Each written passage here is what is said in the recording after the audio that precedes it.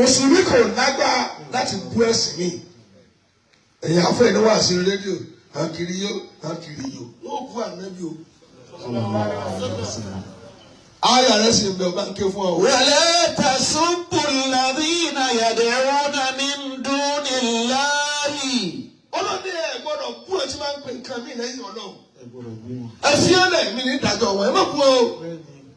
Fayasubbu Allaha adwan bighayri.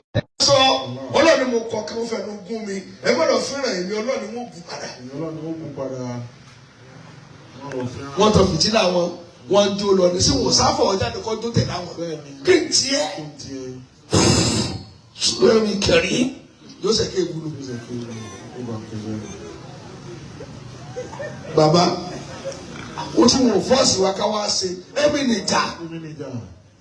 Ẹ dá mi lóhùn.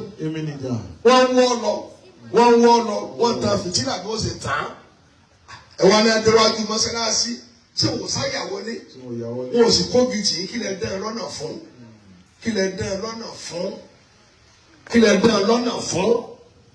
Kálukú ló ní sèṣì tiẹ̀ kéjà lè kí wọ́n lè gbọ́. Kàlá kò lè fẹ́ràn fìtínà. Zayyana likulli ummatin amalahum. Ọlọ́run gbogbo ọjọ́ kọ̀ọ̀kan. Ẹ̀gbọ́ iṣẹ́ wọn àti sílọ̀sọ̀ fún wọn. Wọ́n tí èèyàn bá máa ṣe ní máa kó nǹkan sí. Wọ́n tí wọ́n ń ṣe lójú ẹ̀yin ni ẹ má lọ fẹ́ lógún wọn.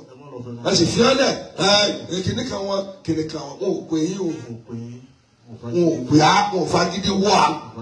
Wọ́n tí ń ṣe olóyè ẹ̀ jù ẹ̀fọ́ ọmú tó bá yé ẹ̀yìn náà. Ìsìláàmù ló yẹ síbẹ̀ kọ́ kílẹ̀ kúrọ̀sì lọ́gbẹ́ fún. Àbí ẹni wọ́n fọ fèrè kọjá ládùúgbò déédéé tí wọ́n máa ṣe nù. Ilé wa kógi. Ẹ̀jọ́ nínú bẹ̀rẹ̀ bí kíáfù. Ọlọ́run lè sọ bẹ́ẹ̀ fún wa o. Kadhalika zayyana likulli ummatin amalahum. Ọlọ́run gbogbo ìjọ kọ̀ọ̀kan láti iṣẹ́ wọn lọ́sọ̀ fún wọn. Thumma ila rabbihim marji'uhum. Ẹ wá wo Ọlọ́run tó mọ̀ ọ̀rọ̀ sọ jù. Ọlọ́run àtẹ̀yìn àtàwọn kálukú ni ó padà sọ́dọ̀ Ọlọ́run ọba wọn. Ìdájọ́ wa kù sọ́wọ́ Ọlọ́run nìkan. Wa yunabbi'uhum bima kanu ya'malun. Èyí wọ sígáàtì rẹ̀ bá rògbò. Ó sì fẹ́ kọjá ọ ní ó padà onírúurú ló jẹ́ tí ó máa lọ.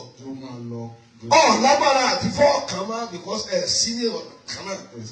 Bí ẹ ṣe ń múra ló ń múra títí ẹ̀ ìwọ ni ọdún ìjù rẹ̀ kọ́kadà ọgbọ́n pa ọ́.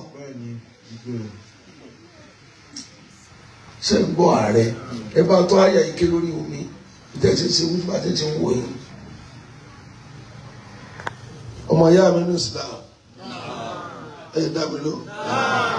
Àgbákò ní kẹ́yìn òfin náà kan bú bàbá rẹ o. Ọlọ́run má jẹ́ wọ́n bú mi torí ẹnu wọn gbọ́rọ̀ tẹ́ bá máa wo orí kìíní nísìn àwọn mi tàwa fẹ́ pe àwọn àfa wọn àmọ́ pẹ́ ní ẹ̀yìn ẹrú ó kọ́ tí ń pè wá ó máa fọ́ mi lórí ni ẹ̀yin lẹ́ dé tọ́ wọn. Èwo lè pè ẹ pè yẹ pẹ̀lú gbólóhùn tó dáa tó tutù ẹ wàá máa kàn mí kìnìkan ẹ fi hálẹ̀ ilé dá wọn ni. Ekun oore àlékún ẹ̀mí gígùn ìfàyàbalẹ̀ ọlọ́ba ń ṣe fún báàrí mọ́mọ́ àgbàlọ́fà kó wọ́n lálùbáríkà nábì wa Muhammad.